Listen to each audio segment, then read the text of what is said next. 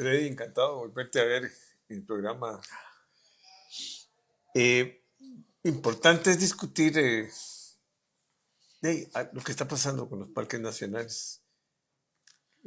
Son 30 parques nacionales, muy importante para la parte ambiental, no solo para conservar las zonas. Son parques que son una riqueza natural y que son un gran atractivo para el sector turismo, ¿no? Porque lo que nos conocen, muchos turistas, ¿verdad? Vienen aquí a conocer. Bueno, para que ahora resulta que hay poca inversión, poco equipamiento para los parques, ¿verdad? Y, y sí hay un deterioro acelerado, digamos, de infraestructura también. Pero hablemos de un poquito de los parques. Muchas gracias, Jorge, por la invitación y para un tema que yo creo que debe ser retomado. Aquí en Costa Rica hay una ensalada de temas y no se profundiza en nada. ¿Has visto? Muchas veces pasa eso. Uno espera alguna discusión que se haga alrededor de un tema importante, por ejemplo, crucitas que hemos hablado.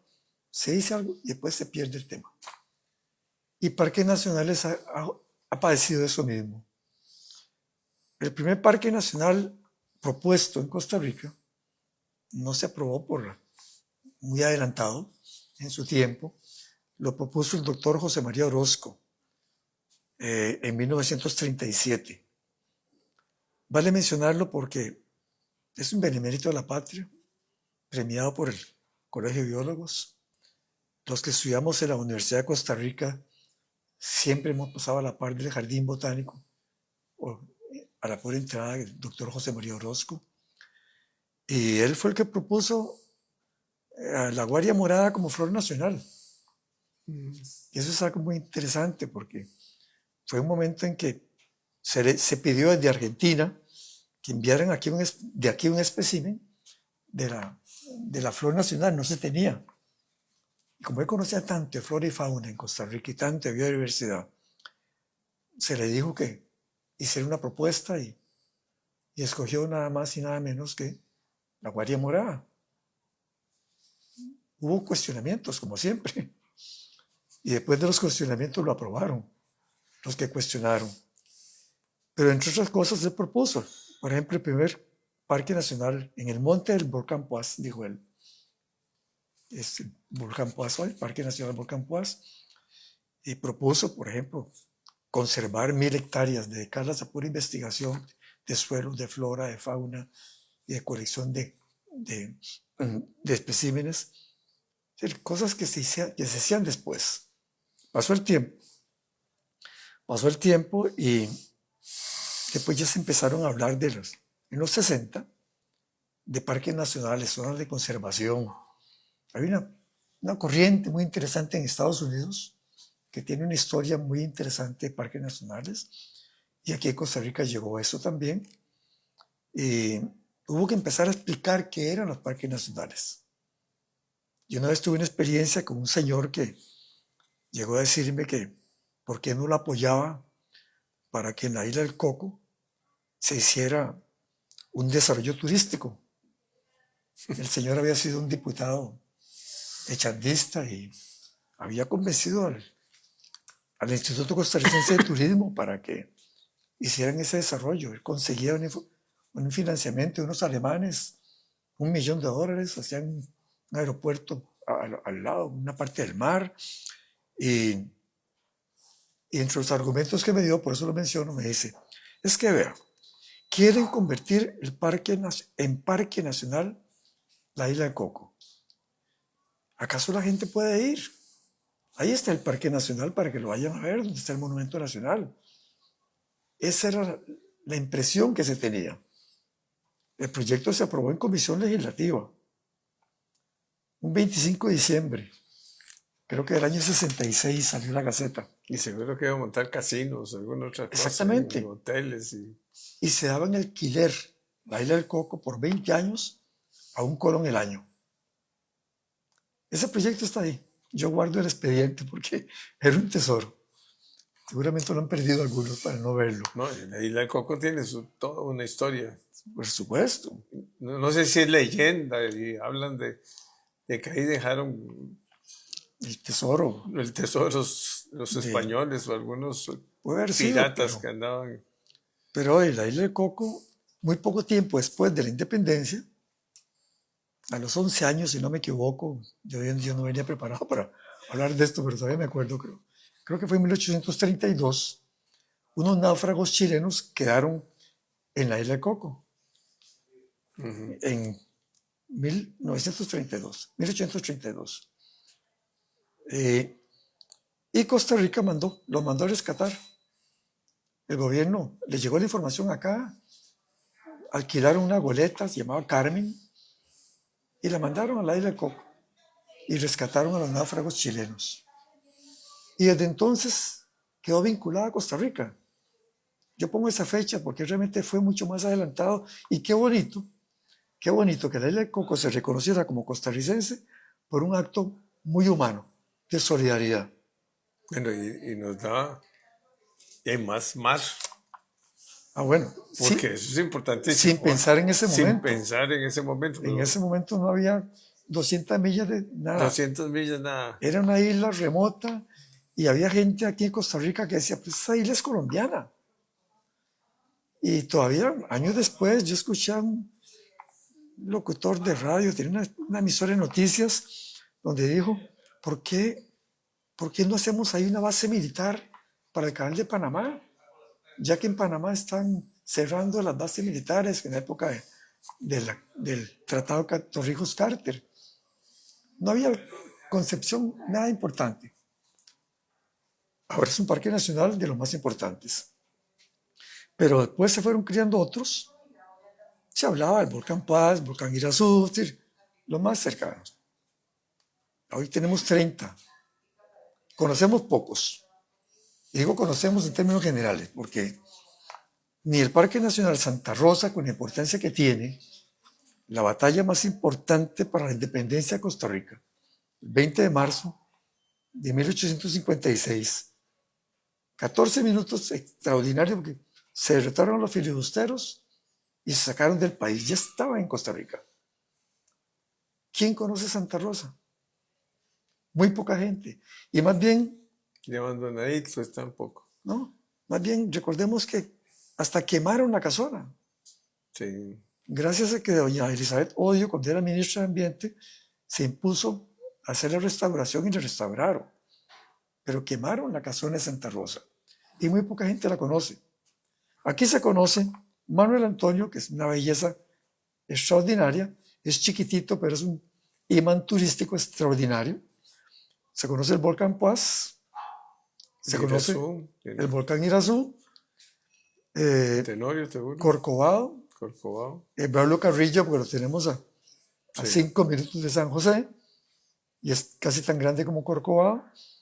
Pero aparte de eso, hay muchos parques nacionales que no se conocen. Pero no importa no conocerlos. Lo que importa es tenerlos. Protegerlos. Tenerlos. No hay riqueza más grande. Cuidarlos. No hay riqueza más grande. ¿Cuántos países se desearían tener la riqueza natural que tiene Costa Rica? Entonces hubo gente, por dicha, que pensó diferente. Reconoció esto. Hay que mencionar políticos como Danilo Duer, don Rodrigo Carazo, con la isla de Coco fue algo extraordinario. Y aquí se fueron aprobando proyectos importantes de conservación con diferentes gobiernos. No era la época que se decía todo lo que hizo el gobierno anterior vamos a quitar. No, había continuidad. Nunca vimos nada como que ahora sí quitemos a toda esta gente. Para algunas cosas sí, pero en términos generales no. Y se reconocía la importancia de la protección de la naturaleza. Hubo que educar a la gente. Tuvimos que educarnos. Hubo pioneros. Yo creo que el forjador de los parques nacionales Mario Bosa, fue Mario Galde, el doctor Christopher Bohan, sí. muchacho del Cuerpo Paz, que llega a Costa Rica, muy jovencito, y le toca ir al Ministerio de Ambiente de entonces, y le dicen, Irene era el mamá, ¿no? no, Christopher Vaughan. No, digo yo, el ministerio no se llamaba, Ah, no era ni el Mirenem, no, era creo que era el otro. Ministerio de Ambiente, Energía y Minas, Ajá. creo que se llamaba así. Y bueno, y Christopher le dicen, vaya, busque áreas para declarar parques nacionales. Ahí se logró hacer de una moto. Aquí tenemos toda la historia, un programa muy bueno con él. Y traía la información, llegaba a San José, buscaba a los especialistas, ecólogos pioneros de entonces como Leslie Holdridge y Dr. Tosi en el Centro Científico Tropical. Ahí se levantaban datos, se armaban proyectos, se le daban al ministerio y sacaron un decreto ejecutivo. Y casi todos fueron creados por decreto ejecutivo.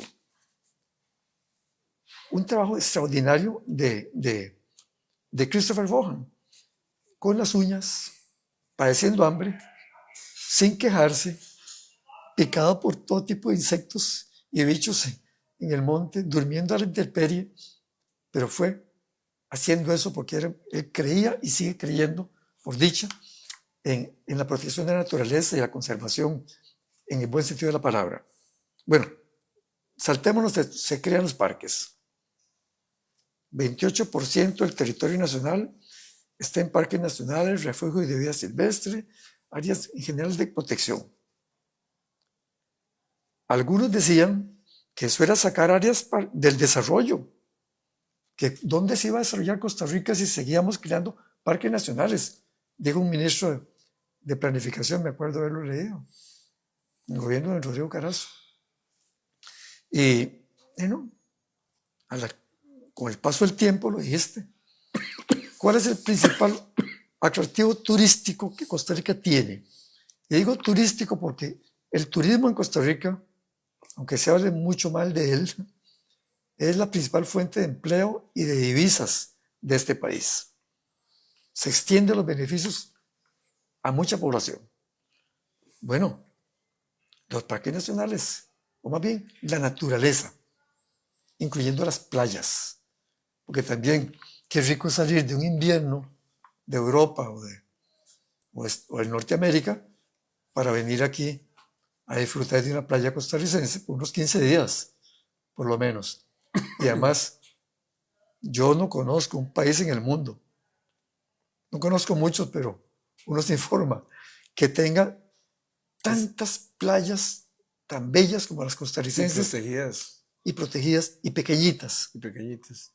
Es un ramillete, como flores, vámonos poéticos. Es realmente, No, y uno ve playas en Europa donde prácticamente construyen a la pura par de la... ok. de- Entonces, ahí las se islas fue, griegas están todas y prácticamente no hay playa, pero son verdes todavía. todavía son verdes. Es que uno va a playa, por ejemplo, yo fui a Playa Caldera al norte de Chile, ahí por Copiapó. Sí, no hay una palmera, es pura, es desierto. Y aquí son... Aquí son lo- pequeñitas, una al lado de la y otra, hay una ley que protege y se protege la parte pública de la... por una ley de zona marítimo terrestre, que el objetivo no es sacar gente. La ley de la zona marítimo terrestre, eso me hace recordar también una propuesta que hubo por ahí, se hace para proteger todo el ambiente natural, Claro, todas las playas. Es que si hubiéramos permitido, sin ley de zona marítimo terrestre, todos los edificios estarían ahí a que la se par de aprobó la... por don Danilo Lauder el 2 de marzo de 1977. Antes de esa ley, no había protección. No. Si no hubiera habido esa ley, quién sabe cómo estarían nuestras playas en todo el territorio nacional. Incluso cómo estaría Manuel Antonio, que es un parque nacional. ¿Cómo estarían las de Corcovado? ¿Cómo estarían las de Guanacaste? Un solo cantón de Guanacaste, Santa Cruz, tiene 98 kilómetros de playa. Es extraordinario. Es lo que hay entre la ciudad de Limón y Tortuguero. un solo cantón de Guanacaste. Hay particularidades extraordinarias. Bueno, se establece la ley de la zona marítimo terrestre. ¿Y qué es lo que dice la ley? Bueno, los primeros 50 metros medidos a partir de la marea, la pleamar ordinaria, es zona pública, inalienable. Ahí no se puede ni prestar, a no ser con excepciones. Y si vas a hacer un muelle, una marina, algunas cosas así, pero bien justificados. Y el resto, hacia tierra adentro, hay 150 metros más, que se le llama zona restringida. Zona restringida, ¿por qué? Porque eso es del Estado, siempre y cuando se pueda adquirir por el Estado. Y ahí se pueden dar concesiones, y ahí se pueden dar declaratorias turísticas, y el ICT se mete. Tenemos proyectos como Papagayo, por ejemplo, que inicia en Punta Cabuyal y termina en Punta Cacique, y toda la parte del contorno se dan concesiones. En Papagayo no se vende ni un metro cuadrado, todos son concesiones. Y entonces tenemos esa situación así, pero hay incomprensión todavía. Hay gente que, ahí yo los oigo decir, es que vea qué barbaridad, se paran frente a una playa, donde hemos visto playas que, te voy a decir, Playa Hermosa, en Guanacaste, cuando la marea está muy alta y llega casi a la entrada de Condovac. ¿Por qué? Porque antes de la ley ya eran propiedades privadas. Y hay principios constitucionales que se respetan en Costa Rica.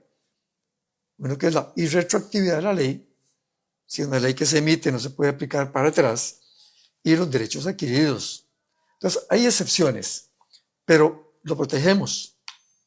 Una vez hubo alguien que propuso, al final de su gobierno, coger la zona restringida, le puso un valor por kilómetro cuadrado y propuso venderla.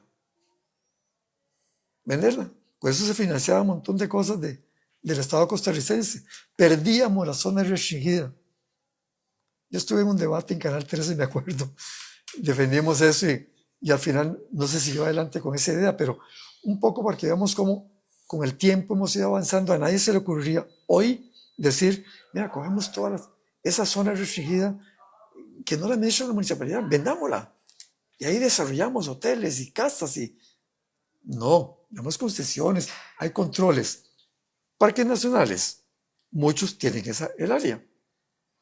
Pero ¿qué está pasando con los parques? O no con los parques. ¿Qué está pasando con las áreas fuera de parques nacionales? Esa es una paradoja extraña. Costa Rica se le conoce como protector de la naturaleza. Tiene un prestigio extraordinario en eso.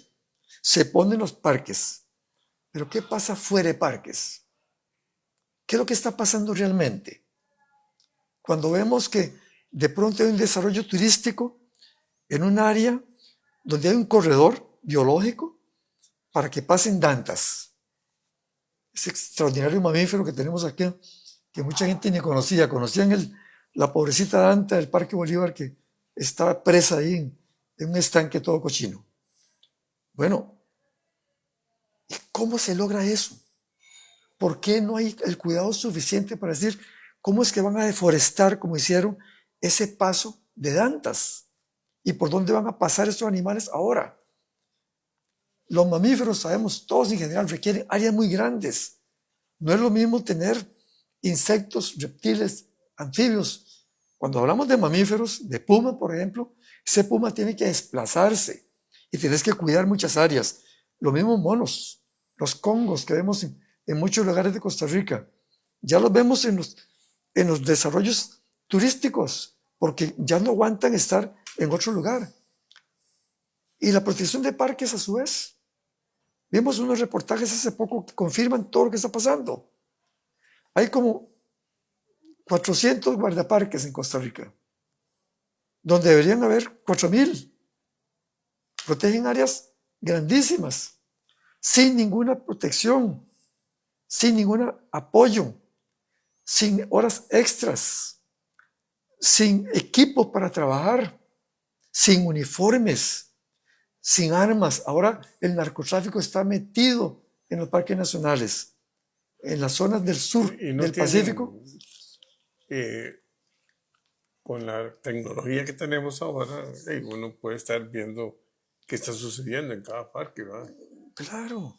Drones o no sé. Ahora no se puede alegar desconocimiento. No. No puede ser que, por Ahora ejemplo, tomas una fotografía con uno de los satélites y sabes que y además vos tenés mucha experiencia en eso también, yo la tengo también.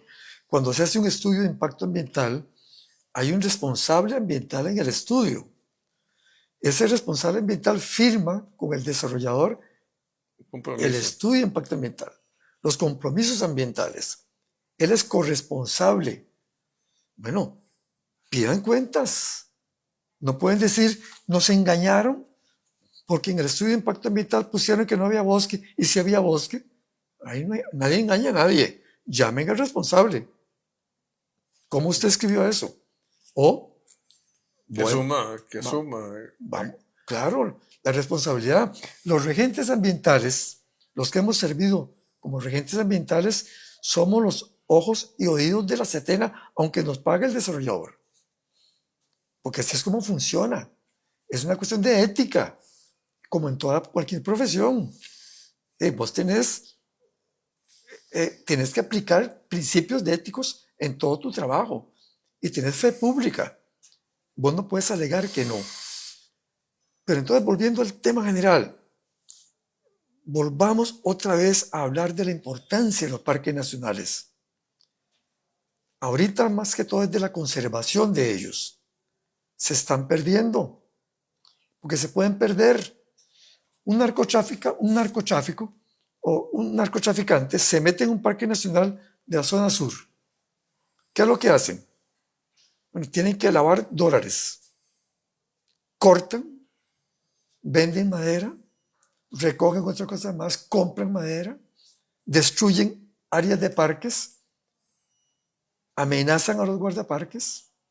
Ellos dicen, es que nosotros vemos pasar una lancha rápida y no sabemos si son turistas o son narcotraficantes. Y cuando nos acercamos, nos han disparado. Ahorita no han matado a ninguno, pero están viviendo esos peligros. ¿Dónde está el gobierno teniendo atención sobre ellos? Se les dedica un día al año, el día de los guardaparques. ¿Y qué se les da? Esa gente se sacrifica. Mira, Jorge, sería interesantísimo algún día que entrevistaras a algunos de los guardaparques.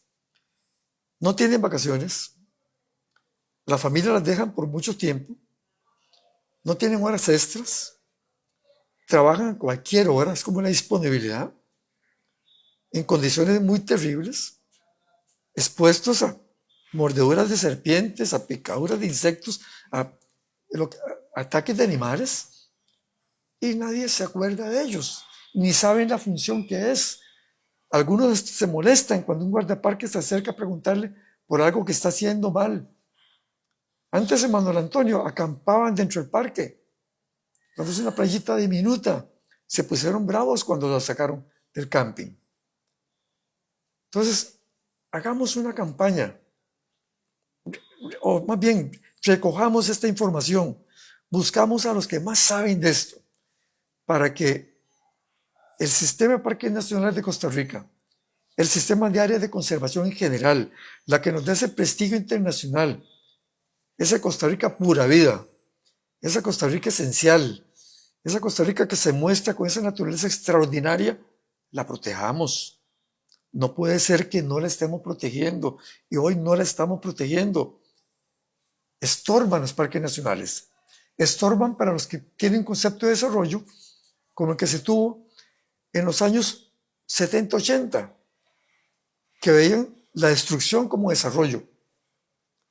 Aquí, en el año 79, creo que fue con Daniel Oduber también, se emite el plan de pago por servicios ambientales. Y en 20 años, o en pocos años, de un 20% de cobertura forestal, pasamos a tener el 50% de cobertura forestal. No es el mismo bosque primario de antes, pero es Protección. vegetación que atrae fauna No, y eso y es cuando flora. uno ve, cuando va en el avión, ¿verdad? Como va viendo esas zonas verdes completas ahí. Es la cosa más extraordinaria. O sea, uno regresa a Costa Rica después de ver tierras Sí. áridas por todo lado y ver ese verdor con que se nos recibe. Y son nuestros recursos y es el agua y es tanta cosa que sacamos de, Bueno, el programa es corto, no podemos hablar de los beneficios que tiene, pero pero, son miles. pero estamos que son miles. Hay parque del agua. Si el Castro Blanco, por ejemplo, es fundamental para el agua y todos los demás, pero estamos dejándolos así como que nos estorban, como que, ¿por qué no destruir este pedacito? Si no importa. Y este otro pedacito aquí que no importa. Y entonces lanzamos un mensaje. Esperemos que se tome conciencia a nivel nacional, así como se tomó también conciencia sobre el mar, ¿verdad? Muchas cosas, ¿verdad? Y que sean programas que tengan de verdad continuidad y recursos, ¿verdad? Es que eso es. Como creo que en el mar hay varias fundaciones que están apoyando Claro. la conservación. Ahora, ¿es o no inversión invertir en zonas protegidas? Claro que sí. ¿Qué hubiera pasado si la isla del Coco hubiera pasado a ser un casino, como se propuso en los años 60? ¿O qué hubiera pasado si don Rodrigo Carazo no se esmera en que se declare como parque nacional? Los muy jóvenes no saben esto, pero al entrar don Rodrigo Carazo al gobierno, de los primeros actos que hizo fue todo el gabinete en una patrullera a la isla del Coco, a cantar el himno nacional, a poner la bandera y a reafirmar nuestra soberanía ahí, que después nos dio, estás hablando de después nos dio como 500,000 kilómetros cuadrados de mar. Una riqueza extraordinaria, claro, que no teníamos antes.